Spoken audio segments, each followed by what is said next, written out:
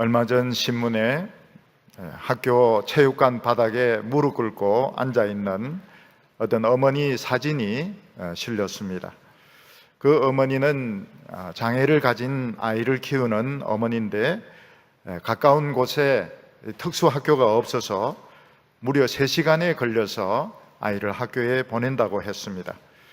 그 지역에 특수학교를 지으려고 하는데 주민들이 반대를 하니까 어머니가 그 주민들 앞에서 무릎을 꿇고 하소연하는 그런 장면이었습니다. 자녀가 뇌성마비에 걸려 있고 또 자폐증을 가지고 있는 그런 어머니들은 아주 무거운 짐을 지고 살아가고 있습니다. 어쩌면 오늘 이 시대를 살아가고 있는 우리 모든 사람들이 무거운 짐을 지고 살아가고 있는 것 같습니다. 옛날에는 가족을 먹여 살리기 위해서 무거운 쌀가마니를 또는 장작 같은 무거운 짐을 지게에 잔뜩 지고 힘들게 팔러 다니는 그런 분들이 계셨습니다. 그런데 요즘 보면 고등학생들이 등에 아주 무거운 그 책가방을 짊어지고 공부하느라고 밤늦게까지 학원이나 독서실에서 공부하고 오는 것을 볼 수 있습니다. 학생들에게 공부는 무거운 짐이고 부모님들에게도 무거운 짐입니다.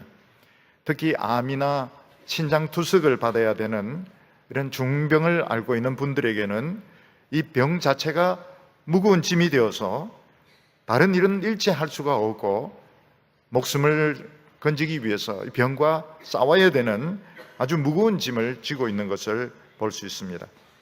부채를 가지고 있는 분들은 이 빚을 언젠가는 갚아야 된다는 부담감 때문에 무거운 짐을 지고 살아가고 있습니다. 수입이 없는 분들은 하루하루 먹고 살아가는 거 한 끼 한 끼 해결하는 것이 무거운 짐이 되는 것을 볼 수 있습니다.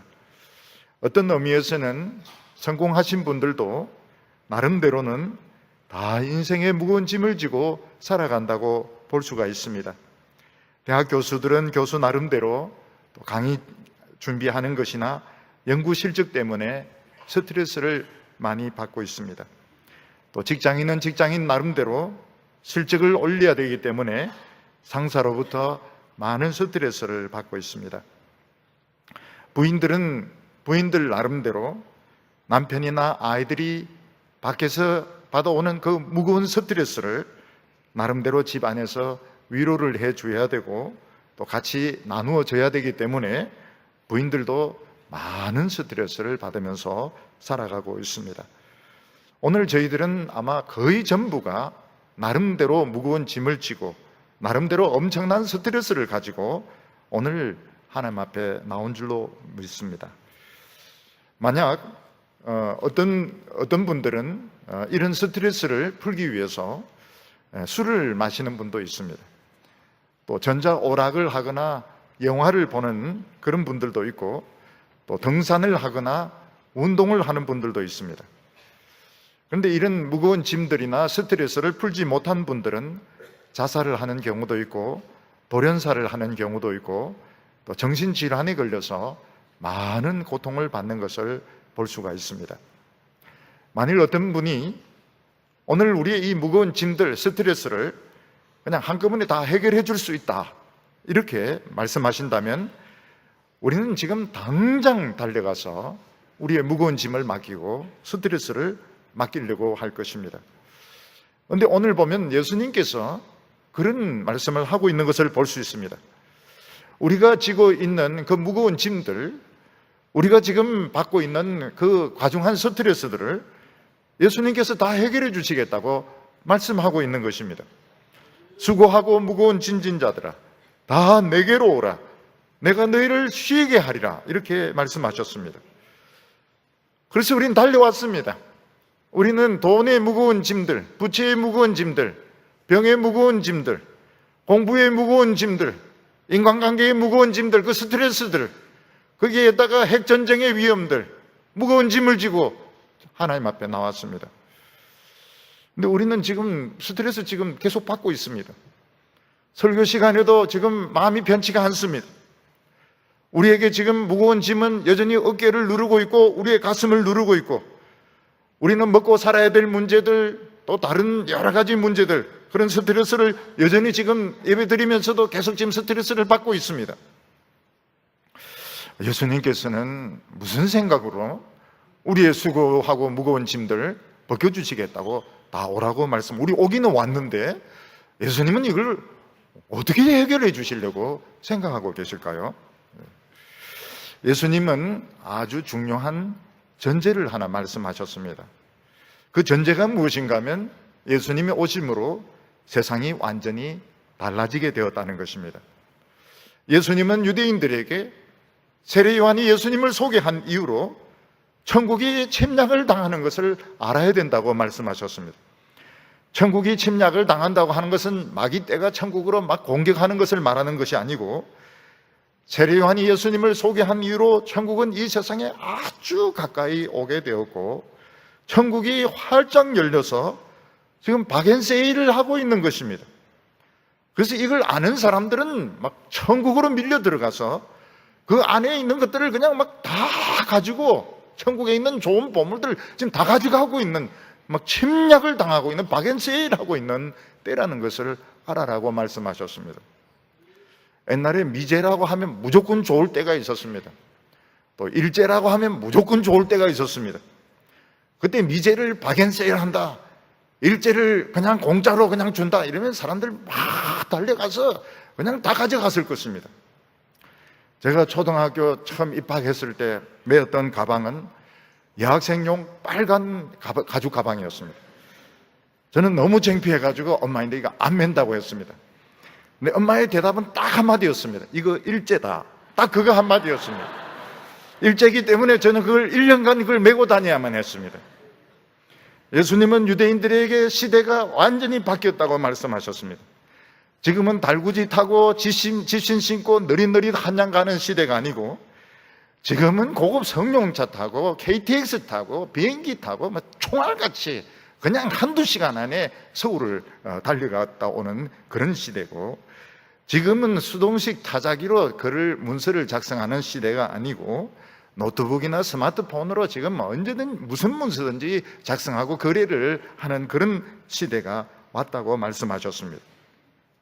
천국이 지금 와가지고 활짝 열려서 막 박앤세일을 하고 있는데, 그것을 깨닫지 못하는 사람은 또 지게에 막 쌀가마 지고, 그 다음에 거기에 또 장작 지고, 여성들은 이마 위에 보따리 지고 걸어 다닐 수밖에 없는 것입니다. 무거운 짐을 지고 계속 다닐 수밖에 없다고 말씀하셨습니다.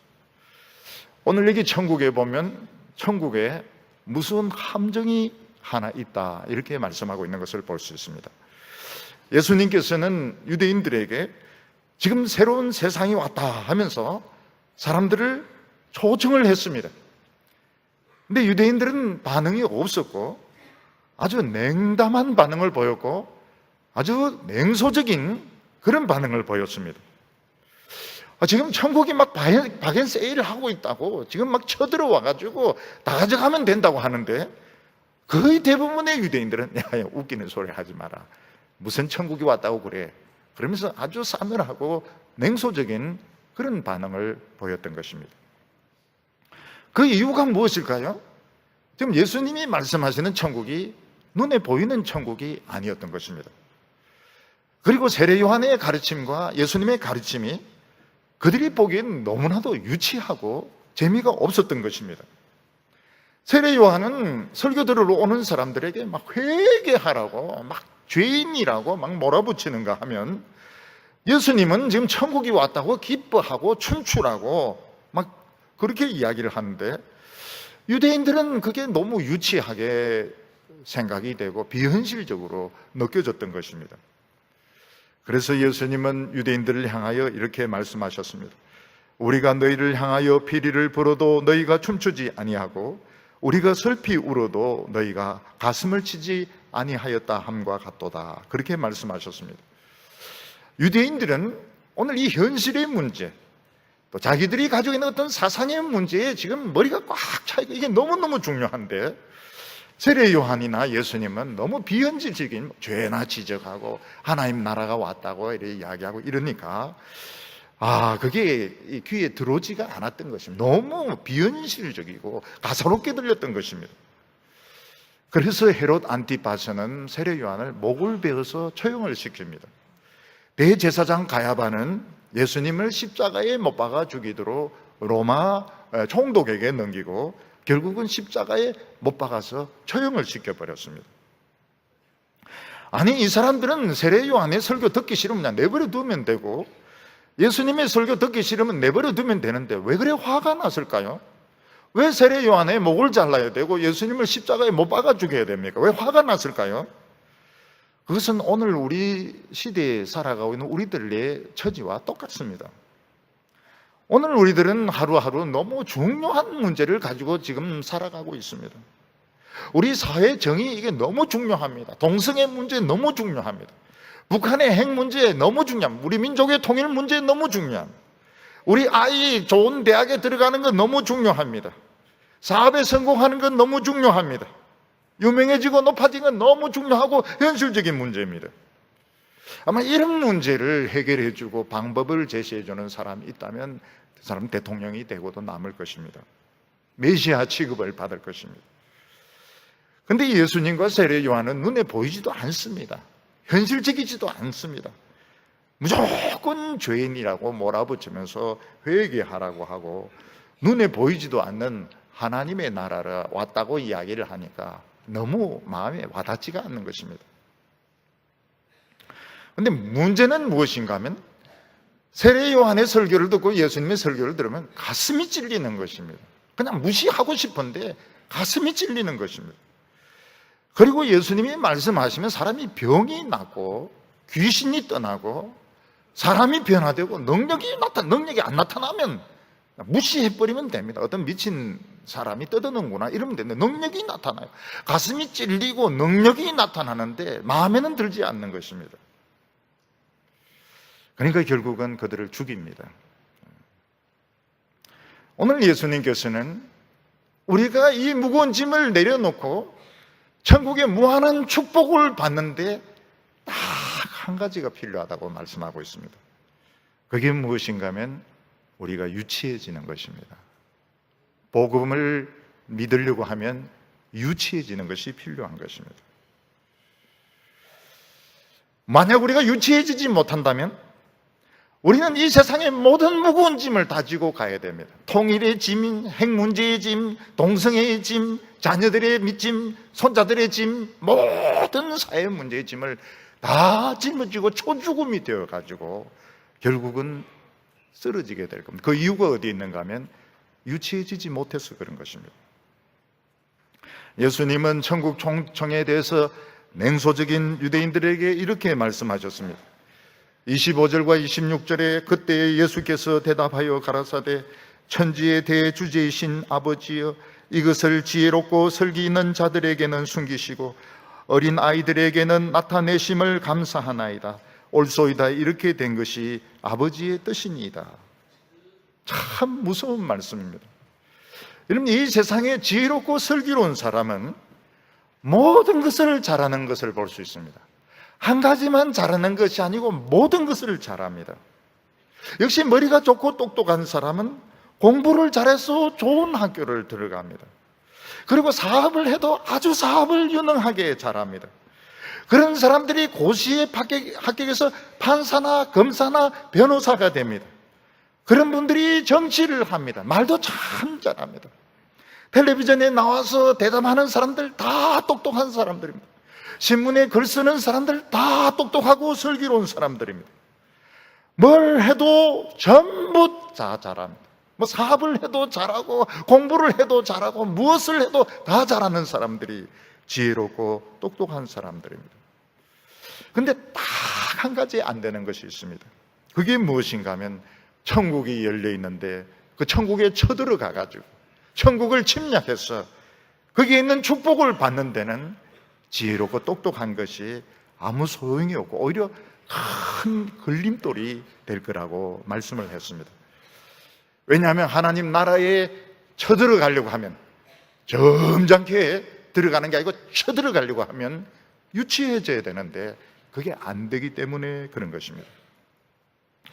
예를 들어서 유명한 백화점이 있습니다. 대구에 아주 유명한 백화점, 유명한 백화점이 명품을 잔뜩 갖다 놓고 지금 대박연 세일을 하고 있습니다. 그때 점잖은 기업체의 회장님이나 대학 교수님들은 그 안에 쳐들어갈 수가 없습니다.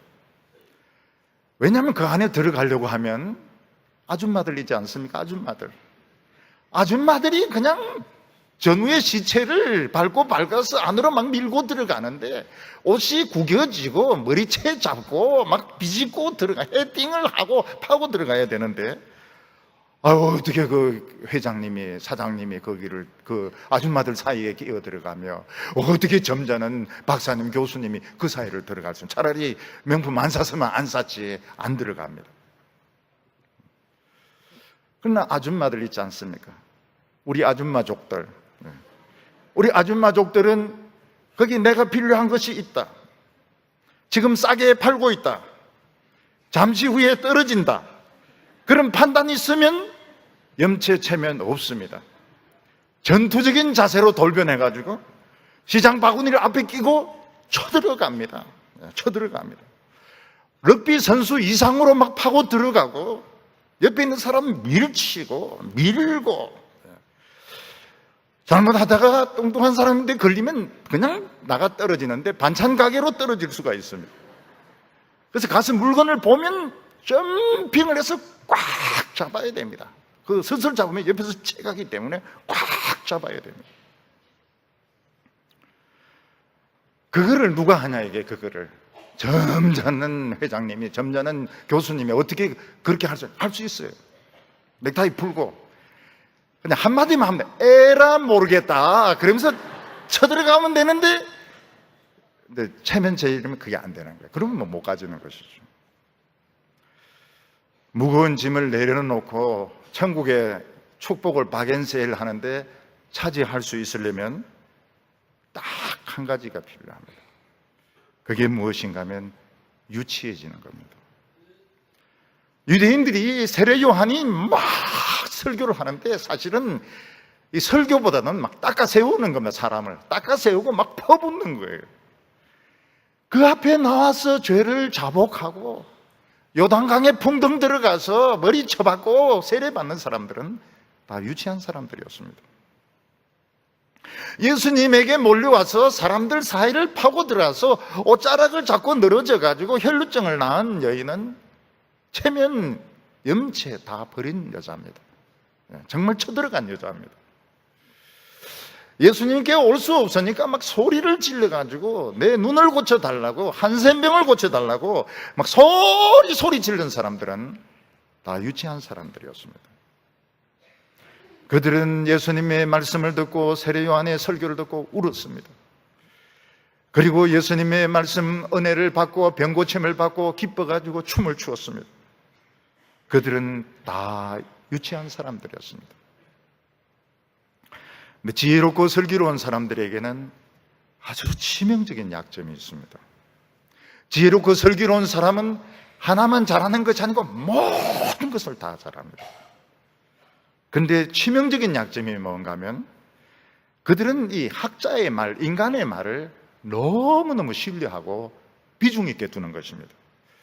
여기 보면 지혜롭고 슬기로운 자 할 때 지혜라는 말과 27절에 아들의 소원대로 계시를 받는 자, 이 계시라는 말이 비교가 되고 있습니다.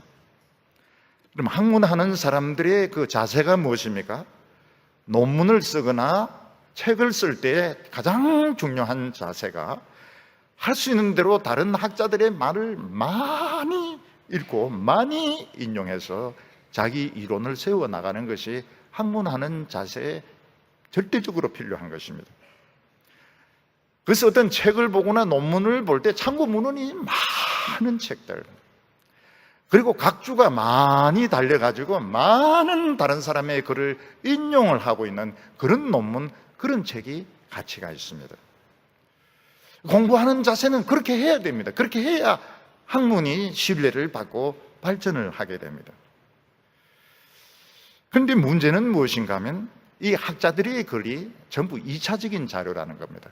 세컨더리 소스인 겁니다. 세컨더리 소스. 근본적인 진리에는 잘 모르지만 거기에 대해서 추측을 하고 거기에 대해서 어떤 가설을 세운 세컨더리 소스라는 것입니다. 그런데 하나님의 계시는 그렇지 않습니다. 이 계시는 무엇인가 하면 다윗이 말한 것처럼 도가니에서 7번 연단한 100% 은과 같아서 인용이 필요가 없고 거기는 어떤 가설이 필요가 없습니다. 그냥 하나님의 말씀 그 자체가 1차적인 자료, 프라이머리 소스인 것입니다. 그래서 하나님의 진리를 사람의 이론을 가지고 읽으려고 하고 사람의 가설을 가지고 읽으려고 하면 사실은 못 들어가게 되어 있습니다. 근데 예를 좀 들면 이해가 되는데, 지금 보물이 산더미 같이 쌓여 있는 그런 산이 있습니다. 어린아이들과 엄마들은 어떻게 합니까? 맨손으로 막 갑니다. 맨손으로. 보물이기 때문에 그걸 막 퍼가지고 주머니에도 넣고 손에도 가지고, 그리고 부인들은 막 바가지로 퍼가지고 막 가지고 갑니다. 근데 지혜롭고 슬기로운 사람은 그렇게 절대로 하면 안 됩니다. 이론을 세워야 됩니다. 이론을 세우고 또 많은 다른 사람들이 그 글들을 인용을 해야 돼서 이게 어떤 산이냐, 이게 어떤 산이냐, 언제 생겼느냐, 그리고 성분 검사를 해야 됩니다. 그리고는 보물은 안 가져가는 거예요. 왜냐하면 연구를 너무 많이 해서 다 알기 때문에 정작 그 보물은 안 가져가는 겁니다. 예를 좀 들어보면요, 언어를 공부하는데 두 가지 방법이 있습니다. 하나는 무엇인가 문법을 많이 배워가지고 언어를 배우는 방식, 우리나라에서 하는 방식입니다. 그래서 영어를 이제 공부를 하는데 중학교, 고등학교, 대학교를 공부합니다. 문법은 굉장히 많이 합니다. 문제는 무엇입니까? 말이 안 나와요. 말이 안 나오고 들리지도 안 하고, 아무리 영어를 해도 말도 안 나오고 들리지도 안 하고. 그래서 외국인하고 이야기할 때 이제 머릿속에 영작을 막 벌써 합니다. 이게 가정법, 과거 뭐 이러면서 벌써 외국 사람 값부리고 없고, 말을 해도, 장문을 해도 못 알아들어요. 왜냐면 요즘 쓰는 말이 아니기 때문에. 근데 장사하는 사람은 어떻습니까? 그걸 읽을 줄 모릅니다. 영어 잘해요. 영어를 굉장히 잘해요. 왜냐하면은 그냥 막 하기 때문에. 근데 외국 사람들 하는 말도 문법에 안 맞았습니다. 그 사람들도. 뭐 어문형 이런 거 안 따져. 그냥 막 나오는 대로 막 합니다. 그 사람들도 우리만 그렇게 하는 겁니다. 우리만 문법적으로 이렇게 맞게 하는데 말 못해요. 고전어도 헬라어나 히브리어나 우리나라 신학교에서는 문법부터 배웁니다. 문법부터 배워가지고 문법에 끝납니다. 그래서 원전을 못 읽어요. 원전을 읽을 수가 없습니다. 문법밖에 모르기 때문에. 그런데 옥스퍼드나 캠브리지는 어떻습니까? 고등학생 딱 들어오면 바로 원전을 읽힙니다. 원전. 못 읽어도 읽게 만듭니다. 나중에 원전을 읽어요. 저는 최근에 이제 설교자들 중에서 공부를 많이 한 분들, 책을 많이 읽은 분들 설교를 이렇게 유심하게 읽어봅니다. 역시 특징이 있어요. 말이 많고 복잡하고 어려워요. 그 이유가 뭔가 하면 머릿속에 너무 덩기 많은 겁니다. 원고가 필요가 없습니다. 너무 머릿속에 덩기 많아가지고 사실 이게 막 서로 나오려고 막 그래요. 그런데 이 학적인 관심을 가진 사람들은 좋습니다. 굉장히 자료들이 많으니까요. 어려워요. 아주 어려워. 그리고 성경은 거의 말하지 않습니다. C.S. 루이스가 어떠니, 누가 어떠니 인용을 많이 합니다. 기분 굉장히 좋죠. 수준 높은 설교니까. 근데 성경은 말 안 합니다. 근데 천국은 그게 함정입니다. 천국은 함정입니다. 천국은 어떻게 해야 됩니까? 그런 이론과 가설이 필요가 없습니다. 다윗이 그걸 이야기했습니다. 도가니에서 7번 연단한 순은과 같기 때문에 그냥 먹으면 되는 겁니다. 먹으면 되는 거예요. 그러니까 설교자는 사람의 말을 인용을 할 필요가 없다. 성경 가지고 자꾸 설명을 해주고 해석을 해주고 적용을 해주고 이러면은 바로 눈이 띕니다. 바로 눈이 번쩍 떠요. 성경은 그 자체를 설명을 해줘야 되는데 역시 지혜롭고 슬기로운 자는 함정에 빠지는 것입니다. 특히 많은 남자분이나 지혜 있는 분들의 특징이 무엇인가 하면 머리로 이해되는 것만 받아들입니다. 내 머리로 이해 안 되는 것은 절대로 받아들이지 않습니다. 아무리 앉아있어도 듣지 않습니다. 이해되는 것, 내 취향에 맞는 것만 딱 받아들입니다. 근데 하나님의 진리는 이해되는 것도 있지만 이해 안 되는 게 굉장히 많습니다. 믿음으로 받아들여야 되는 것이 훨씬 더 많아요. 그거는 절대로 들어가지가 않습니다. 안 들어가요. 입력 자체가 안 됩니다. 근데 문제는 무엇인가 하면 머리로 받아들였다고 해서 능력이 나타나는 것이 아닙니다. 하나님의 진리가 능력이 나타내려면 이게 가슴으로 내려와야 되는데, 가슴으로 내려오는데 벌써 몇 년이 걸리고요. 가슴으로 내려오면 울게 됩니다. 가슴이 뜨거워지니까 울게 되고 웃게 되고 춤추게 되고 미치게 되어 있습니다. 근데 그걸 안 해요. 그걸 못 해요. 왜냐하면 유치하기 때문에 못 합니다. 근데 교회도 이렇게, 교인들을 이렇게 유심히 보면요, 하나님의 축복을 싹쓸이하는 싹쓸이족들이 있습니다. 싹쓸이족들이 있어요. 제법 많습니다. 우리 교회에 보면은 싹쓸이족들이 제법 많습니다. 근데 공통된 특징이 있습니다. 뭔가 하면 유치하다는 거예요. 유치해요. 예수님이 이렇게 말씀했습니다. 옳소이다. 이렇게 된 것이 아버지의 뜻입니다. 천지의 주제이신 아버지여, 이런 함정을 만든 것이 하나님의 뜻입니다. 무슨 뜻입니까? 지혜로운 자들이 세상은 다 가지라는 거예요. 세상은 다 가지라. 공부 다 해라는 겁니다. 공부 다 하고 판검사하고 정치하고 교수하고 다 해먹으라는 겁니다. 다 해먹으라 좀 그런데 다 가지라는 것입니다. 그러나 천국은 못 가진다는 거예요. 천국은 가지기 힘들 거라는 겁니다. 왜냐하면 그게 아버지의 뜻입니다. 아버지의 뜻입니다. 왜냐하면 천국으로 들어가려면 울기도 하고 웃기도 하고 미쳐서 날뛰어야 됩니다. 날뛰어야 됩니다. 오늘 새로 하나님의 나라가 임했습니다. 스피디합니다. 스피디해. 굉장히 오늘은 모든 게 스피디합니다. 지금 우리가 스피디하다 빠르다고 하지만 천국은 더 빠릅니다. 인텔리전트, 굉장히 정보사회라는 천국은 더 인텔리전트합니다. 근데 지혜롭고 슬기로운 사람들은 프라이드 때문에 천국을 볼 수가 없습니다. 예수님은 대학자인 니고데모에게 뭐라고 말씀하셨습니까? 내가 거듭나지 아니하면 하나님 나라를 볼 수 없느니라. 내가 거듭나서 어린아이가 되지 않으면, 어린아이로 다시 태어나지 않으면 나는 천국을 볼 수도 없다. 이렇게 말씀하셨습니다. 이게 천국의 함정입니다. 오늘 두 번째로는 천국에 들어가는 비밀문이 있다는 겁니다. 우리가 천국에 들어가서 이 무거운 짐 다 내려놓고 천국의 보물을 가져오려면 일단 하나님을 만나야 됩니다. 근데 우리가 하나님을 만날 수가 없습니다. 하나님 어디 계신데 우리가 하나님을 만납니까? 하나님 과연 있기는 있습니까? 우리 하나님을 모릅니다. 왜냐하면 하나님은 태양보다 더 뜨거운 분이십니다. 하나님 우주보다 더 크신 분이십니다. 벌레보다 못한 우리가 어떻게 하나님을 만납니까? 그래서 사람들은 하나님이 없다고 주장을 합니다. 우리도 믿지만 하나님 없다고 가정하고 살 때가 많고 그게 속편할 때가 많습니다. 또 예수 믿는다 하더라도 지옥 안 갈 정도로만 그냥 믿으면 된다, 이런 생각을 많이 가지고 있습니다. 우리는 하나님을 만날 수가 없습니다. 절대로 못 만납니다. 하나님만이 아니고 대통령도 사실 만나기가 쉽지 않습니다. 우리 교인들 중에서 보면 대통령을 만난 분도 계시던데 못 만난 분들이 많습니다. 저도 못 만났습니다. 검찰총장, 경찰총장, 군참모총장 우리 못 만납니다. 아무 상관없는 사람이 불쑥 찾아가서 만나겠다 이러면 만나줍니까? 만나주지 않습니다. 혹시 만났다 하더라도 깊이 있는 대화를 나눌 수 없습니다. 하물며 우리 벌레보다 못한 인간이 어떻게 저 태양보다 더 뜨겁고 우주보다 더 큰 하나님을 어떻게 만날 수 있어요? 절대로 못 만납니다.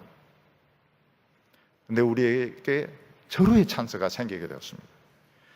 절호의 찬스가 무엇인가 하면 그 하나님에게 아들이 하나 있는 겁니다.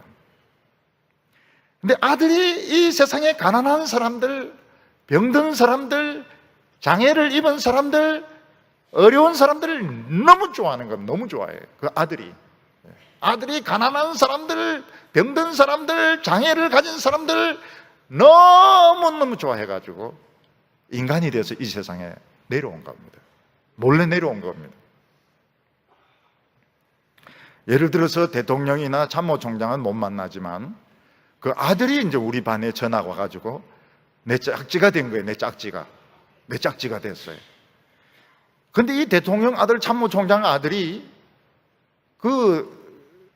그런 집 자녀 같지 않게 가난한 애들, 병든 애들, 장애를 가진 애들을 너무너무 좋아하는 겁니다. 그러면 어떻게 됩니까? 절친이 될 수가 있습니다. 절친. 우리 집에 가자. 그럼 따라와요. 움막집에 따라옵니다. 못 사는 집에 따라오고 병든 아이 집에 가서 막 놓습니다. 그러면서 뭐라고 말합니까? 야, 이 세상에서 이제 많이 놀았으니까 우리 집에 가자. 우리 집에. 우리 아버지 집에 가자. 그러면서 데려가는 거예요. 여러분, 세상에 아무리 대통령이고 참모총장이라도 아들이 친구 데리고 오는데 오지 마라 이런 아버지는 없습니다. 다 들어오라 그래. 다 들어오라. 그래. 너가 친구구나. 다 들어오라. 그리고 고맙다 그럽니다. 안 그래도 우리 애가 외로운데 친구가 되어줘서 고맙다고 실컷 놀아라고 그럽니다. 실컷 놀다 보면 어떻게 됩니까? 밥대가 됩니다. 다행스럽게도 밥대가 됩니다. 근데 그 대통령 참모총장이 창피하게 야, 밥대가 됐다. 너희들 집에 가서 먹으라. 그런 사람은 없습니다. 다 나오느라. 그래서 뭐 차린 것은 별로 없지만은 우리 같이 밥을 먹자고. 세상에 그 시골 촌놈들이 대통령 참모총장하고 사복을 입고 같이 이야기하면서 너희 아버지는 뭐 하시니? 그리고 너희 뭐 형은 있냐? 뭐 이러면서 그런 이제 사적인 이야기도 나누고 갈 때는 야, 빈손으로 어떻게 가냐? 그러면서 이제 선물을 막 줘가지고 돌려보내는 것입니다. 우리가 이 하나님을 만날 수 있는 절호의 찬스가 있습니다. 아들이 내려와가지고 짝지가 된 거예요. 근데 이 하나님의 아들이 가난한 자들, 병든 자들, 장애를 입은 자들, 죄인들을 너무너무 좋아하는 겁니다. 너무너무 좋아하는 거예요. 27절에 내 아버지께서 모든 것을 내게 주셨으니 아버지 외에는 아들을 아는 자가 없고 아들과 또 아들의 소원대로 계시를 받는 자 외에는 아버지를 아는 자가 없느니라. 무슨 말인가 하면 아버지에게는 아들이 딱 하나가 있었습니다. 딱 하나밖에 없었어요. 근데 아버지는 이 아들에게 모든 천국의 복을 다 주었습니다. 전부 다 주었습니다. 아들에게 천국의 모든 복을 다 주었습니다. 모든 인간들은 신을 만나기를 원했습니다. 모든 철학자들, 모든 종교인들 신을 만나기를 원했습니다.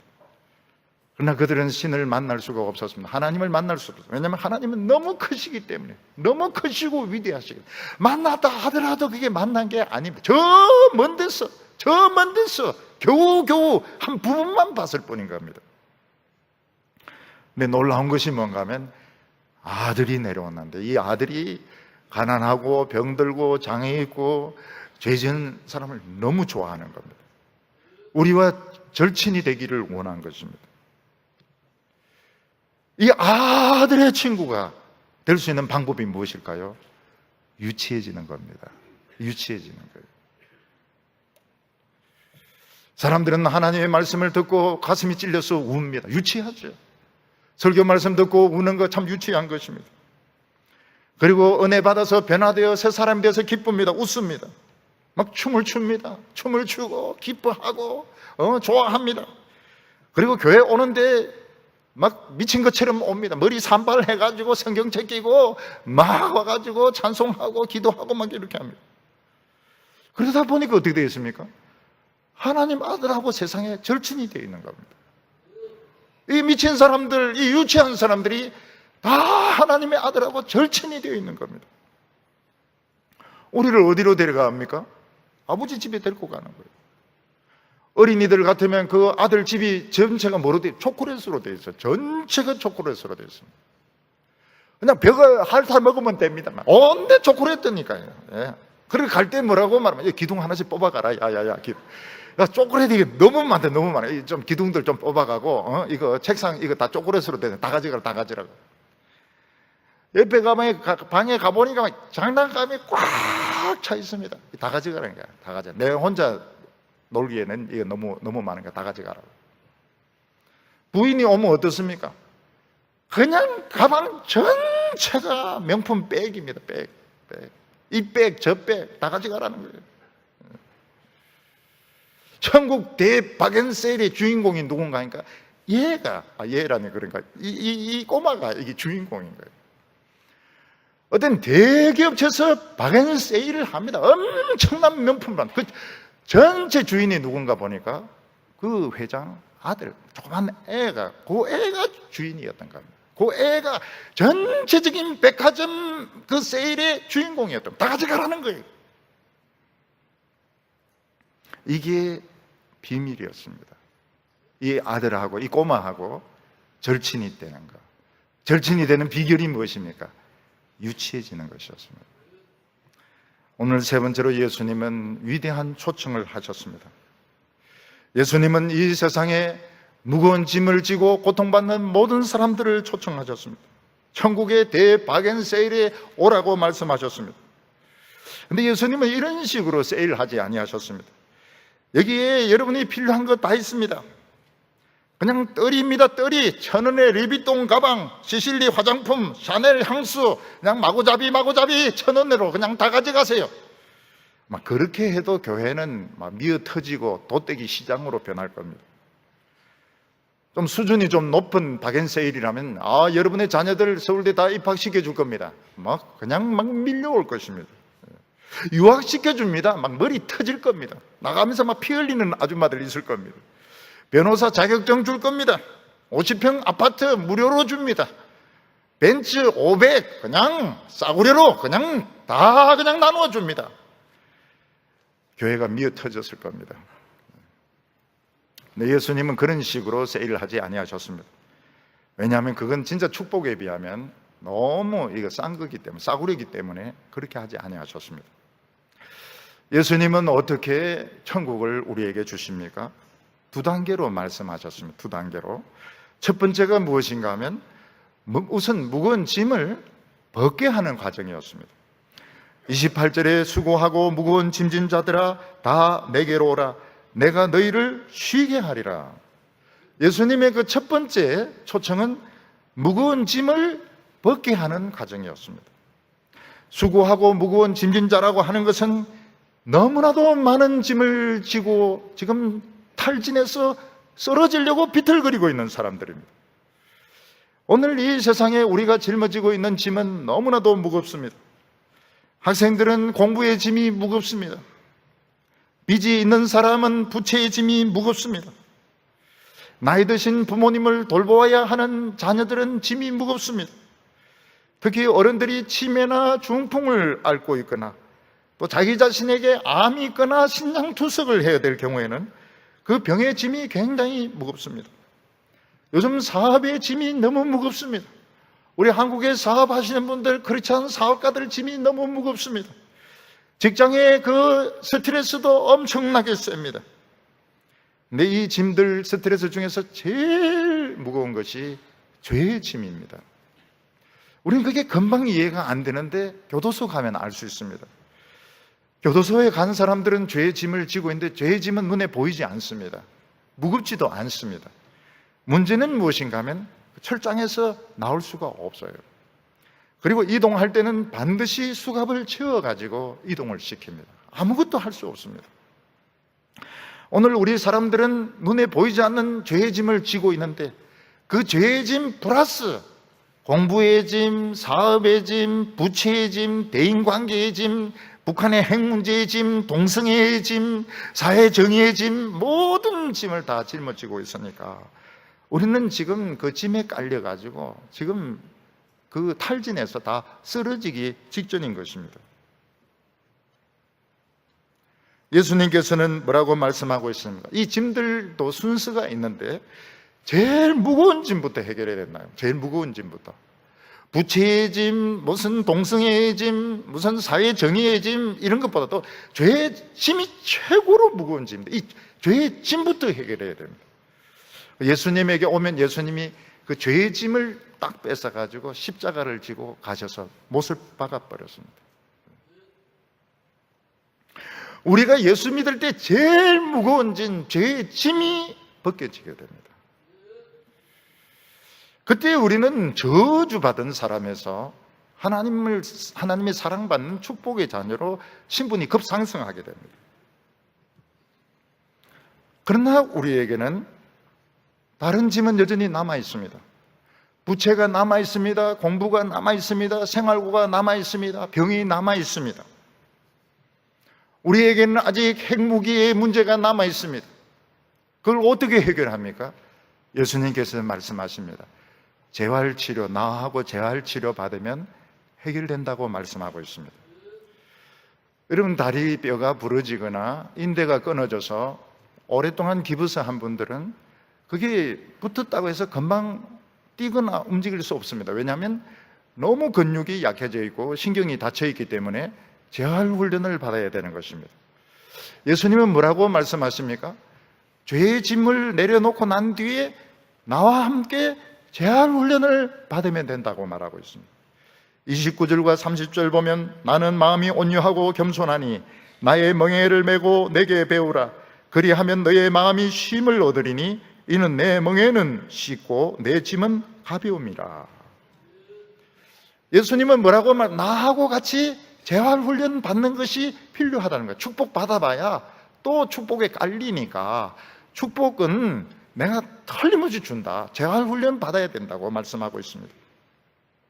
이 세상은 우리 능력이 안 되는데 부모님은 우리를 너무 사랑하셔가지고 1등을 강요했습니다. 무조건 1등이 되라 그러고 최고가 되라고 하고 달리기 하면 1등으로 들어야 되고 공부도 전교 수석을 해야 되고 우리가 실수하고 잘못하는 걸 용납을 못했습니다. 왜냐하면 우리 아들은 1등이니까요. 근데 그렇게 할 수 있는 사람도 있지만 거의 대부분은 그렇게 할 수가 없어요. 절망과 좌절을 겪으면서 너무 무거운 짐을 지고 우리는 살아왔습니다. 직장에서도 잘하면 어떻게 더 높은 목표를 세웁니다. 또 더 높은 목표를 세웁니다. 잘하면 더 높은 목표를 세우고 못하면 인간 취급을 하지 않습니다.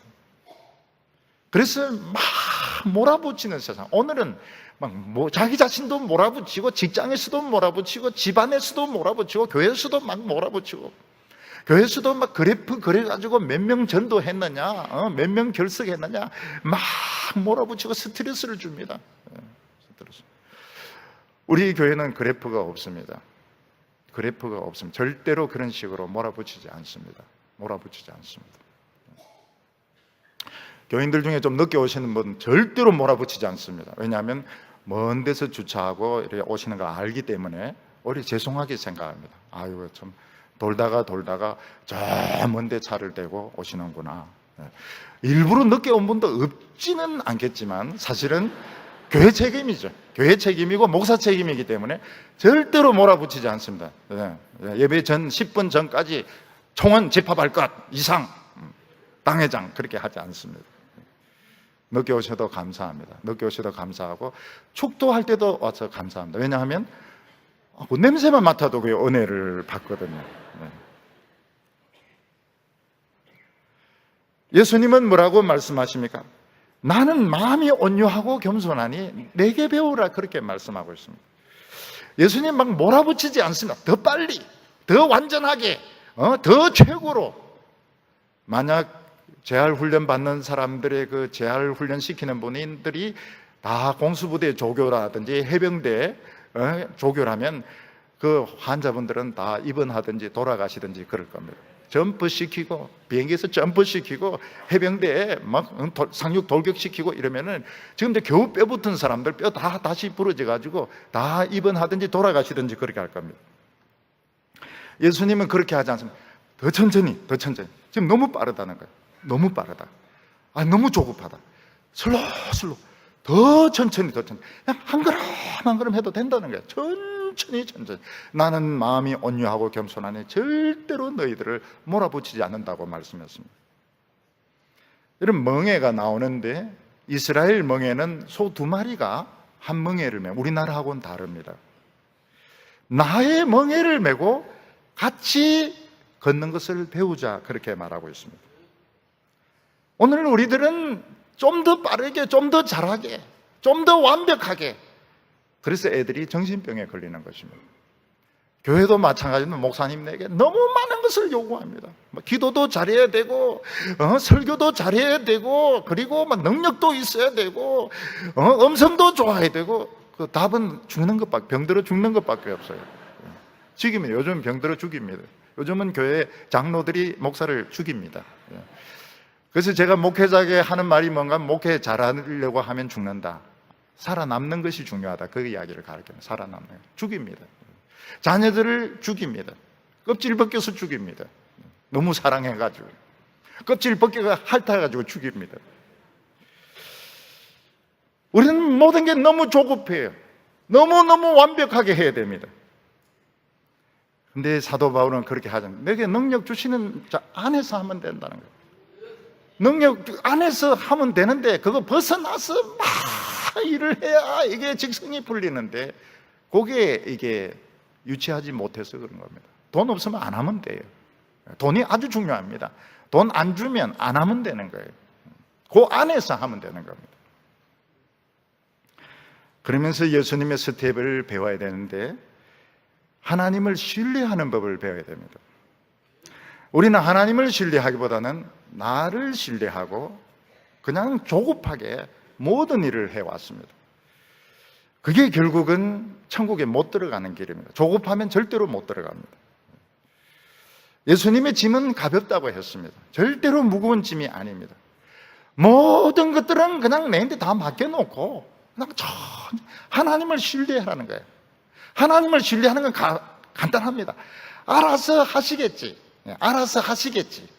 자녀들의 문제 잘 알아서 하시겠지 뭐. 저거 인생인데 저거가 살아야지 뭐. 어떻게 부모가 대신 군대 들어가고 대신 애 낳아주고 어떻게 그렇게 하겠습니까? 내가 알아서 살겠지 뭐. 어떻게 그래 무책임할 수 있습니까? 그걸 배워야 됩니다. 우리가 천국에 가면 하나님이 지혜로 계속 가르쳐 주십니다. 오늘 세상이 얼마나 복잡합니까? 사업하는 분들이 얼마나 많은 사람들을 만나야 됩니까? 그런데 그 지혜를 수십 가지를 가르쳐 줍니다. 물론 다 채용할 필요는 없지만 수십 가지 지혜를 가르쳐 주십니다. 포기할 걸 포기해야 됩니다. 많은 걸 포기해야 됩니다. 많은 걸. 일본의 어떤 한 경영자가 쓴 걸 보니까 뭘 포기할 것인가? 포기하는 것이 중요합니다. 기도 응답 받는 훈련을 자꾸 배워야 됩니다. 걸음을 맞추면서 기도 회수 훈련 받는 방법을 자꾸 배워야 되고, 사탄의 유혹을 뿌리치는, 사탄의 유혹에 걸려다니면 요즘 빼도 박도 못합니다. 성주행이나 이런 문제에 걸리면 절대로 빠져나오지 못합니다. 안 걸려드는 것을 배워야 되고, 자신의 기질과 혈기를 죽이는 것을 배워야 됩니다. 기질과 혈기가 살아있으면 이 스텝이 발이 꼬이는 겁니다. 발이 꼬이게 되고 넘어지게 됩니다. 기질과 혈기를 죽이는 법을 배워야 됩니다. 오래오래 견디는 법을 배워야 됩니다. 근데 어느 순간 예수님하고 보조가 같아요. 같은 멍에를 메고 같이 갑니다. 병이 낫기 시작합니다. 부채가 해결되기 시작해요. 애들이 합격을 하게 됩니다. 어려운 시험에 합격을 해요.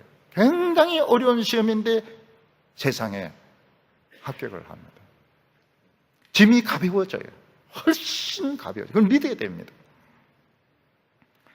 사랑하는 성도 여러분, 오늘 우리들은 저나 우리 성도님이나 마찬가지입니다. 너무 무거운 짐을 지고 오늘까지 살아왔습니다. 우리의 짐은 너무너무 무겁습니다. 우리는 개인 짐도 무거운데 사회 짐까지 짊어지고 있고, 자녀들의 짐까지 지금 짊어지고 있고, 우리는 지금 기진맥진해서 지금 쓰러질 지경입니다. 예수님께서 해결해 주겠다고 말씀하고 있습니다. 유치해질 수 있다면, 우리가 유치해질 수 있다면, 프라이머리 소스, 하나님의 말씀 붙들고 울고 웃을 수 있다면 절친이 됩니다. 어느 순간 짐이 가벼워지게 될 것이고 축복이 쏟아집니다. 초콜릿 다 가져가라 그래. 장난감 다 가져가라 그래. 명품 다 가져가라 그래. 하나님이 모든 축복을 다 부어주실 겁니다. 귀한 축복 받는 성도들 다 되시기를 바랍니다. 기도드리겠습니다. 사랑이 많으신 하나님 아버지, 세상의 무거운 짐을 짊어지고 오늘 저희들 허덕이면서 하나님 앞에 나왔습니다. 오늘 이 무거운 짐 다 벗겨지게 하여 주시옵소서. 병마가 떠나게 하여 주시고 물질의 어려움 없어지게 하여 주시고 자녀의 공부의 짐들 벗겨지게 하여 주시고 행복이 다 없어지게 하여 주시기를 원합니다. 우울증 치료되게 하여 주시고 사회적인 불안 없어지게 하여 주시옵소서. 하나님을 믿습니다. 우리 얼마든지 유치해질 수 있습니다.